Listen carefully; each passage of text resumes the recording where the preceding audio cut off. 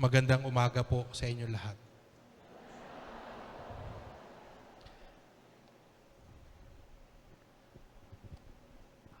Father Job has been a priest for a very long time. Kaya siya maraming puting buhok na. At mahirap nang tumayo kanina.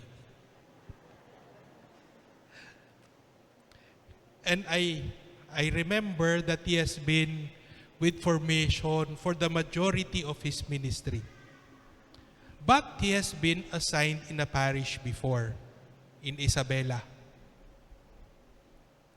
I also remember that while he was the parish priest, he recounted that he was not installed as parish priest. So hindi valid lahat ng ginawa mo doon.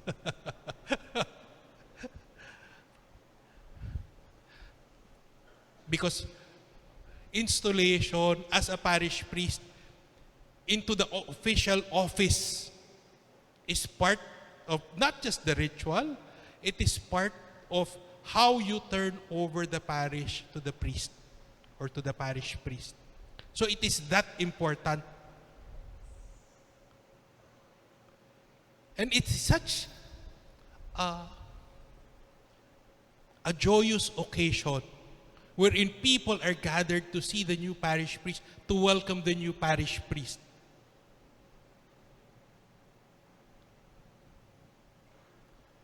And our reading really is very timely for us. Parang tamang-tama yung ating pagbasa. Kasi sinasabi doon sa ating pagbasa, especially the first reading, that the priesthood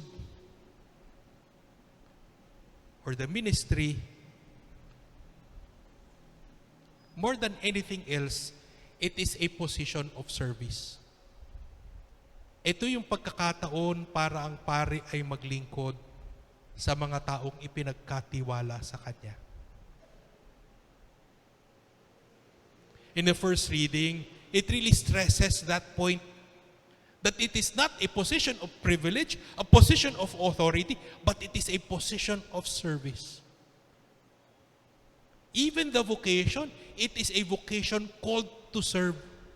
Not to be served, but to serve.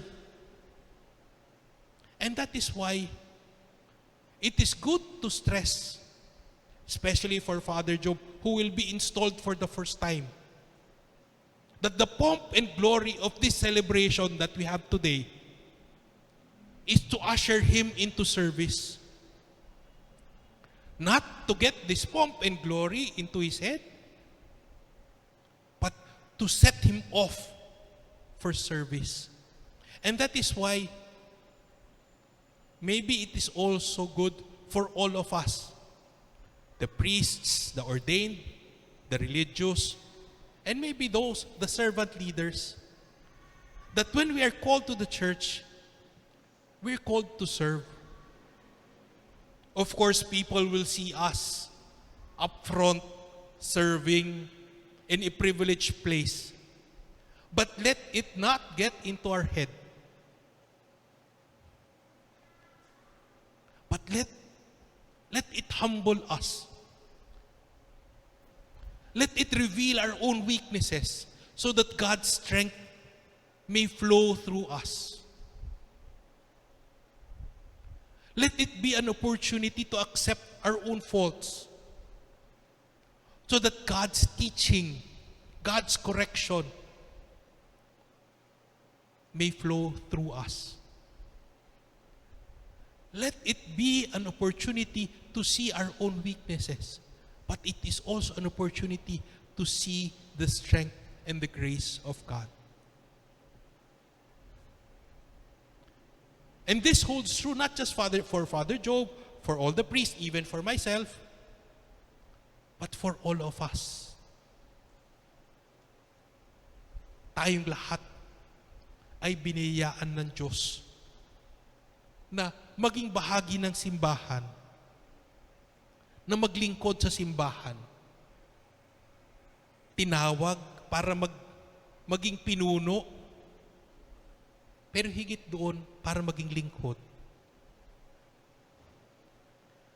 Of course, all this Investments, yung bongga-bongga na ito, even this church that is very beautiful. All these things will have to serve God's people. As Saint Ignatius would say, everything, in so far as they serve God's purpose, is good. And that is why for all of us, let us also examine how we use God's resources, God's authority, God's position, God's strength for His greater glory.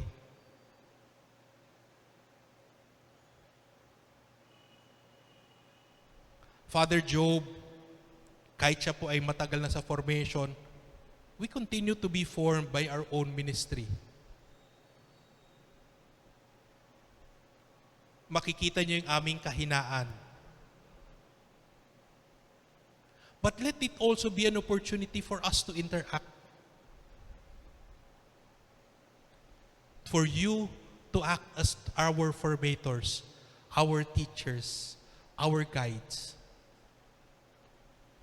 So that you will not also be far off from us. Para hindi kayo nalalayo o nauuna sa amin. Tayo'y magkatabing naglalakad patungo sa ating kaligtasan.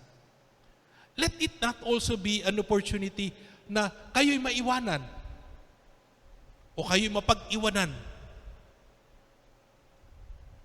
Na kami lang lagi magtuturo, kami lang lagi may boses.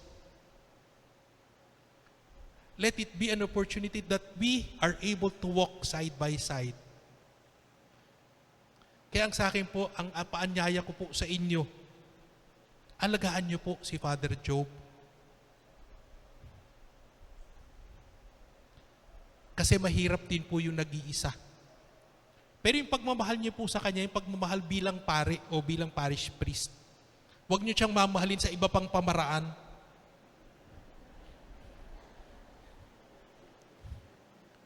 Huwag niyo rin po siyang i-spoil.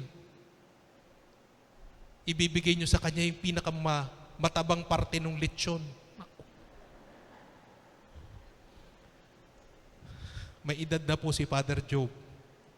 Kailangan niyang bantayan yung kanyang kalusugan. So, let your interaction with Him be helpful for Him to be a good parish priest. When He is also a good parish priest to you, then you are serving God's people indirectly. When He can give Himself totally to the ministry, then you are serving Him indirectly. And that is why I admonish you. Serve Him as your parish priest. Obey Him as your parish priest. Listen to Him. Journey with Him. Accompany Him as your parish priest. So that He can also serve you well as your parish priest. Let not privilege get in the way, but let service always link you to Him and Him to you. Sana ito yung pagkakataon na magkaroon ng mas malalim na ugnayan sa inyo. Para yung paglilingkod ay tunay na maging mutually serving each other. You will be mutually serving each other. You will be serving Him and He will also be serving you.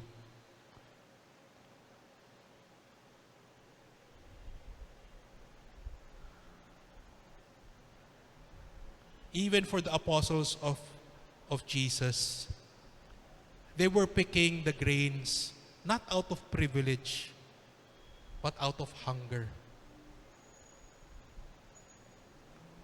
Let the primary purpose of service really come out. Sana'y tayo'y makapaglingkod sa isa't isa para tunay na makita dito ang pagmamahal ng Diyos sa atin. So for Father Job, I am entrusting to you the faithful of Santo Niño de Congreso Parish. To the parishioners of Santo Niño de Congreso Parish, I'm also entrusting to you, Father Job. Take care of each other. Let it then be an opportunity for Christ to be present to all of us.